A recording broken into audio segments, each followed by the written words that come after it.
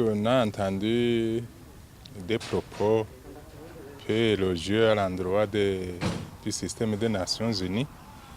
Il a voulu insinuer qu'il combattra les Nations Unies comme à son époque, le prince Louis Rwagasore luttait pour l'indépendance, que c'est le même combat qu'il luttait pour l'indépendance.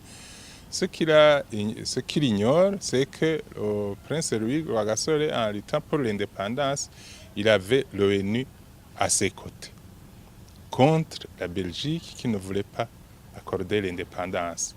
Donc la souveraineté nationale, on l'acquiert de par l'ONU. Donc quand on lutte contre l'ONU, c'est qu'on risque de perdre cette souveraineté parce que c'est l'ONU qui l'accorde.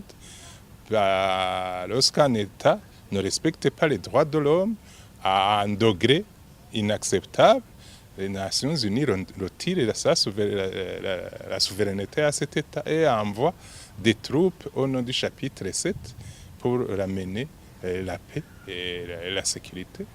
Et la souveraineté, on ne la reconquiert que plus tard. Non, les Nations Unies, quand ils envoient des troupes, c'est par décision du Conseil de sécurité. Le Conseil de sécurité, quand il met un pays sous le chapitre 7, c'est-à-dire quand il retire sa souveraineté, c'est toutes les nations du monde qui acceptent que ce gouvernement soit combattu.